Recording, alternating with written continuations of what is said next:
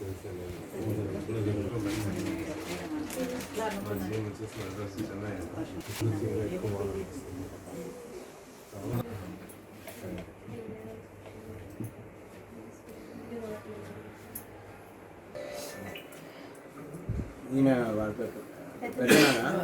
deals with veterinary medicine. ఏది ఏమి చెప్పినా ఫస్ట్ ఆఫ్ ఆల్ మన భయం అన్నది సొసైటీలో ఉండాలి. ఎడ్యుకేషన్ వల్ల మనం ఎంత నాలెడ్జ్ తీసుకురాగలుగుతాం కానీ భయం అన్నది మాత్రం తప్పకుండా ఉండాలి. ఇది గవర్నమెంట్ ప్రైమ్ మినిస్టర్ మోడీ గారి నుంచి కేసీఆర్ గారి నుంచి ప్రతి ఒక్కరు ఎలా దీన్ని చేయడం, ది ఇన్స్టాంటేనియస్ పనిష్మెంట్ ఎలా తీసుకురావడం, ఫాస్ట్ ట్రాక్ కోర్ట్స్ని తీసుకురావడమా ఏంటి, ఏం చేయాలి, వాట్ ఆర్ ద పాసిబిలిటీస్ అన్నది ఆ పొజిషన్లో ఉన్న మీ అందరికీ తెలుసు గవర్నమెంట్కి. సో గవర్నమెంట్ లీడర్స్, గవర్నమెంట్లో ముఖ్యమైన పొజిషన్లో ఉన్న అందరూ కలిసి దీనికి ఒక ఆన్సర్ తీసుకురావాలండి. బట్ పనిష్మెంట్ మాత్రం చాలా సివియర్గా ఉండాలి, ఇన్స్టాంటేనియస్గా ఉండాలి. అప్పుడే ఇంకా పైగా అందరికీ భయం వస్తుంది. ఫస్ట్ ఆఫ్ ఆల్ ఈ ఆడపిల్లల్ని ఎక్కడ ఎవరు చిన్న చూపు చూసినా, లేదు ఏలనం చేసినా, లేదు గేలి చేసినా వెంటనే అక్కడ ఉన్న మగాళ్ళు దాన్ని నిలదీసి అడగాలి, దాన్ని ఖండించాలి. అప్పుడే ఆడపిల్ల అన్నది ఒక రెస్పెక్ట్ వస్తుంది. అలాగే ఒక చిన్న విషయానికి కూడా రెండు పీకామనుకోండి, వాళ్ళకు భయం కూడా వస్తుంది. సో ఫస్ట్ సొసైటీలో ఆడపిల్లలకి రెస్పెక్ట్ ఇవ్వాలి అన్నది తీసుకురావాలి. అలాగే ఒక భయం అన్నది సృష్టించాలి. అండ్ దీనికి సంబంధించిన వాళ్ళంతా త్వరగా ఇలాంటి కేసులకి ఎలాంటి జడ్జిమెంట్ ఇవ్వాలా అన్నది త్వరగా తీసుకురండి. ఇదే నేను కోరుకునేది. ఇప్పుడు వచ్చి అమ్మాయి వాళ్ళ తల్లి తండ్రులు, సిస్టర్ వాళ్ళందరినీ కలిసాం. వాళ్ళందరూ మీ అందరికి కూడా వాళ్ళని వచ్చి కలవాలి, వాళ్ళని ఓదారించాలని చాలామంది ఉంటుంది. అలాంటి వాళ్ళకంతా నేను చెప్పదలుచుకుంది ఏంటంటే, ఆ తల్లిదండ్రులు దీనికి సరి అయిన శిక్ష పడాలి అన్నదే వాళ్ళు కోరుకుంటున్నారు, ఆ అమ్మాయి చెల్లి కూడా. సో ఎవరెవరు వాళ్ళని ఓదారించాలి, వాళ్ళకి సపోర్ట్గా ఉండాలనుకున్న వాళ్ళందరూ వాళ్ళకి కఠినమైన శిక్ష వచ్చేలా మనం అందరూ చేయాలి. సో మీరందరూ దీన్ని వదలకుండా చివరి వరకు ఫాలో చేసి వాళ్ళకి సరి అయిన శిక్ష పడేలా మనం ప్రజలందరూ కలిసి గవర్నమెంట్ చేసేలా చేయాలి.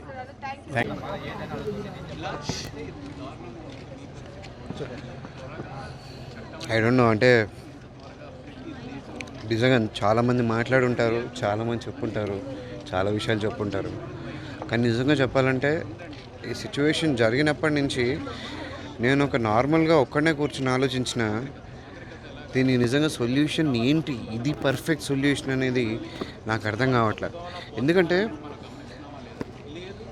ఇలాంటి దారుణమైన విషయాలు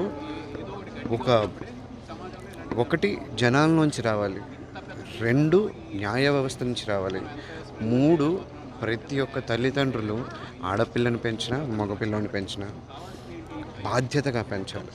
ఒక సొసైటీ మీదకి, ఒక రోడ్డు మీదకి ఒక మగపిల్లని వదులుతున్నప్పుడు, వీడి వల్ల ఎవరికి మా ప్రాబ్లం ఉండదు, వీడు బాగా అందరినీ ఒకేలాగా ట్రీట్ చేస్తాడు, తప్పుగా ట్రీట్ చేయడు అనే నమ్మకం ఉన్నప్పుడే ఆ మగవాడిని రోడ్డు మీదకి వెళ్ళాలి. అట్ ద సేమ్ టైం ఒక ఆడపిల్ల బయటకు వెళ్ళేటప్పుడు చాలా ధైర్యంగా ఏదైనా సిచ్యువేషన్ వస్తే దాన్ని ప్రాపర్గా హ్యాండిల్ చేసేలాగా తనకు అన్నీ నేర్పి పంపించాలి. అండ్ ఇలాంటి అంటే ఒక అడవి లాంటి ఇంతకుముందు అడవి ఉండేది మనకి, దాన్ని మనం రిఫార్మ్ చేసుకుంటూ ఏం చేసాం, ఒక సొసైటీని ఏర్పరచుకున్నాం. బట్ బేసిక్గా మొన్న జీవిత గారు కూడా అంటూ ఉన్నారు, నిజంగా అడవిలో బతకడం ఇంకా సేఫ్ అనిపిస్తుంది ఇప్పుడున్న సిచ్యువేషన్ చూస్తే.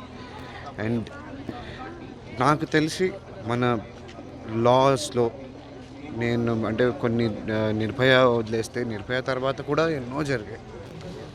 రీసెంట్గా వరంగల్లో చిన్న పాపది కూడా మనకు తెలుసు ఆ విషయం. పసిపిల్ల, ఆ పిల్ల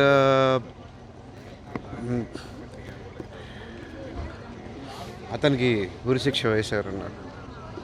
బట్ మొన్న రీసెంట్గా November 11th ఆ ఉరిశిక్ష తీసి దాన్ని చేంజ్ చేసి they have change into life imprisonment. దేనికి?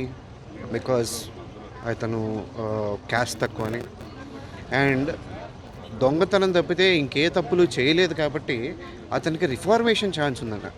దొంగతనం తప్పితే ఇంకే తప్పులు చేయలేదేంటి? ఒక చిన్న పసిపిల్ల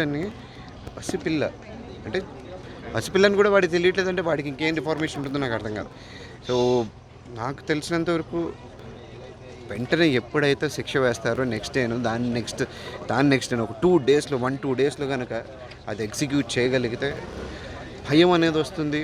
అండ్ లాస్ ఇంకా స్ట్రిక్ట్గా ఉండాలి. ఆబ్వియస్లీ అందరూ చెప్పేది లాస్ ఇంకా స్ట్రిక్ట్గా ఉండాలని, కానీ నేను చెప్పేది మగవాళ్ళు కొంచెం నిజంగా మనుషుల్లో బిహేవ్ చేయాలి. మనం ఎక్కడ ఉంటున్నామో తెలుసుకోవాలి, మన చుట్టూ ఎవరు ఉంటున్నారో తెలుసుకోవాలి. మనుషులమే భయపడుతున్నాం అంటే దీనికంటే దరిద్రమైన సిచ్యువేషన్ ఇంకోటి ఉండదు. That's all. చిన్న పెద్ద అందరూ taken care bye government. So that's what అదే చెప్తున్నాను. లాస్ అండ్ లా ఎన్ఫోర్స్మెంట్స్ స్ట్రిక్ట్గా ఉంటే కనుక నాకు తెలిసి ఇలాంటివి చాలా వరకు మనం ఆపగలం. అంటే కొంతమంది సైక్డ్ అప్ మెంటాలిటీతో బయట తిరుగుతున్న వాళ్ళని మనం అంటే చెప్తున్నా కదా, ఇలాగే మనుషులు ఉన్నాం. ఇంతమంది మనుషుల్లో వీడు మంచోడు వీడు చెడ్డోడు అని ఎలా చెప్పగలం? అట్లీస్ట్ ఇప్పుడు జంతువులు ఉంటాయి, ఇది క్రూర జంతువు ఇది సాధు జంతువు అని చెప్తారు కదా. ఇంతమంది మనుషులు ఎలా చెప్తాం? చెప్పలేం. సో మనం అదే చెప్తున్నా కదా, మనం సిగ్గుపడాలి, మన మీద మనమే జాలిపడాలి. ఇలాంటి సొసైటీలో బ్రతక ముందు భయపడుతూ బతకాలి. That's what. అన్లెస్ అంటే లా ఎన్ఫోర్స్మెంట్ కరెక్ట్గా ఉంటే తప్పితే యూ కాంట్ డూ ఎనీథింగ్. ఈ అమ్మాయి ఇంటికి వచ్చి పలకరించడానికి కారణం ఒకటేనండి, ఒక్కసారి వాళ్ళ చెల్లెల్ని కలవాలని. ఎందుకంటే ఆఖరుగా ఆ అమ్మాయి వాళ్ళ చెల్లెలతోనే మాట్లాడింది. ఆ అమ్మాయి బతుకున్నా కూడా వాళ్ళ చెల్లి చాలా మనోవేదన అనిపిస్తుంది. ఆ అమ్మాయికి ఏడవడం కూడా రావట్లేదు. అంటే మనసులో బ్లాంక్ అయిపోయింది ఆ అమ్మాయి. ఇప్పుడు అయ్యో మా అక్కతో ఇంకో 10 నిమిషాలు మాట్లాడుంటే నా అక్క బతుకుండేదే, నా వల్ల ఇలా అయిందా ఏంటి అనే ఆ అమ్మాయి మనసు నిండా ఒక బండరాయి అయిపోయింది అనమాట అండి. ఆ అమ్మాయి కళ్ళంటే నీళ్ళు కాదు, ఆ అమ్మాయి అట్లా చూస్తూ ఉండిపోతుంది. ఆ అమ్మాయి బాధని ఎవ్వరూ అర్థం చేసుకోలేరు. దానికోసం నేను ఒకటే చెప్తున్నానండి, ఈ విషయాన్ని జడ్జిమెంట్ వచ్చేదాకా ప్రతి ఒక్కళ్ళు కూడా ప్రతి చోటు నుంచి అందరూ కోర్టుకి రావక్కర్లేదు, అందరూ మీడియా ముందుకే రావక్కర్లేదు.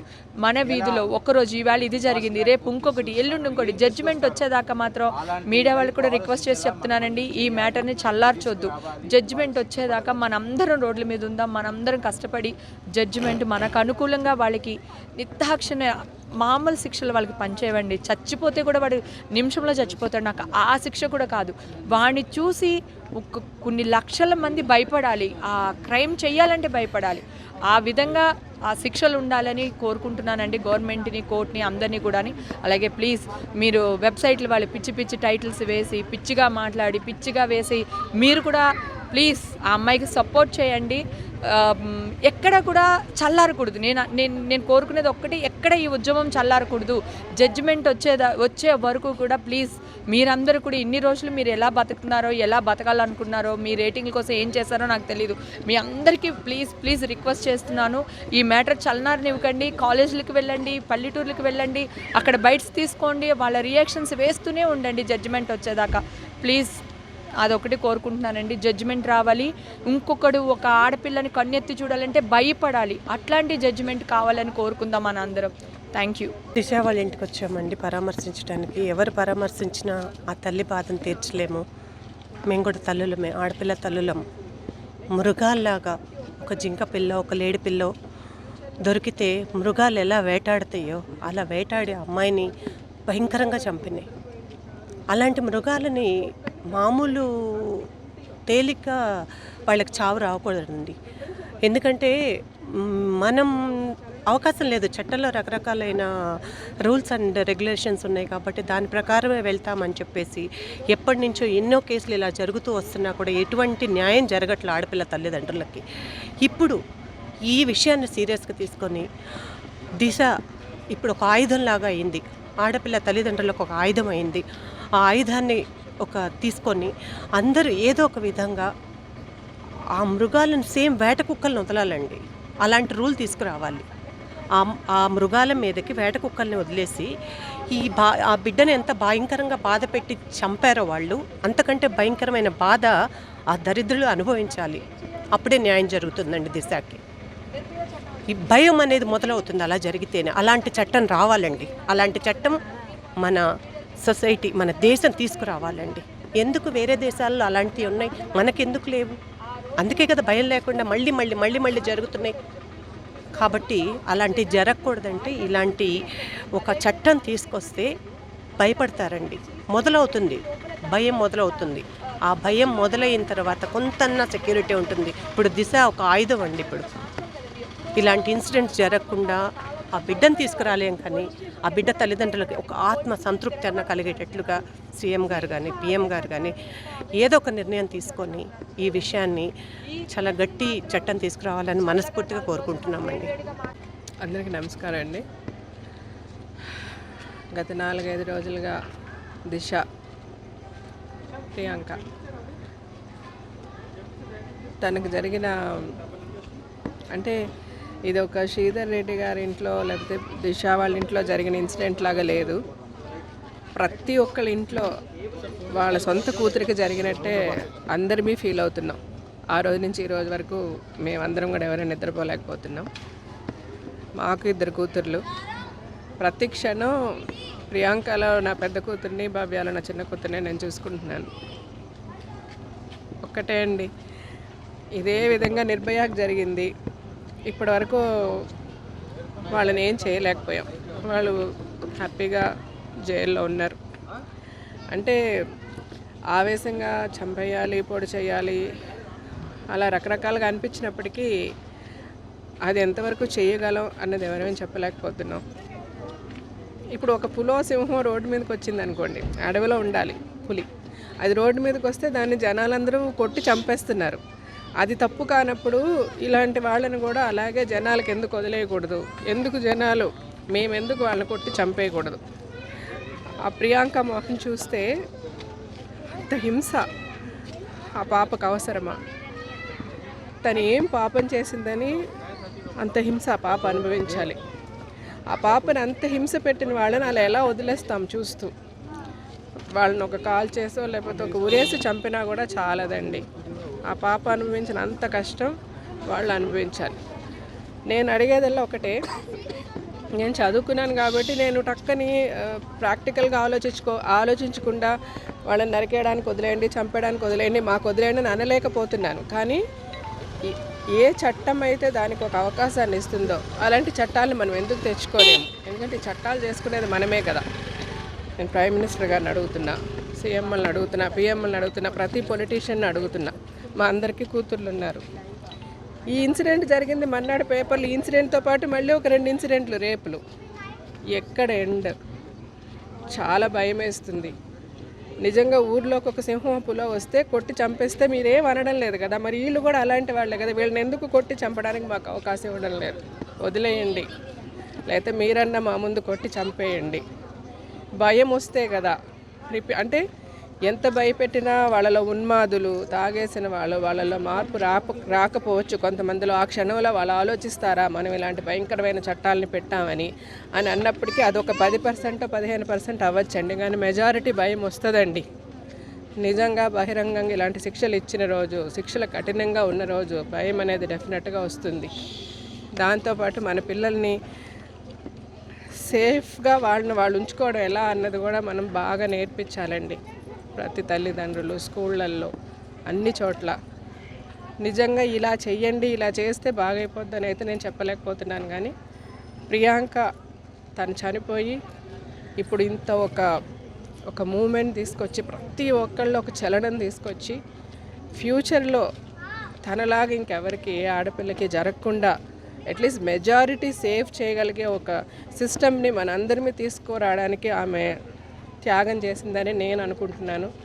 తన త్యాగాన్ని మనము ఎందుకు పనికి రాకుండా మటుకుని చెయ్యొద్దు. దయచేసి మంచి చట్టాలను తీసుకురండి. ప్రజలు ఈ తప్పు చేసేవాళ్ళు భయపడేలాగా చట్టాలను తీసుకురండి. ఇలాంటివి జరగకుండా చూడండి. Thank you.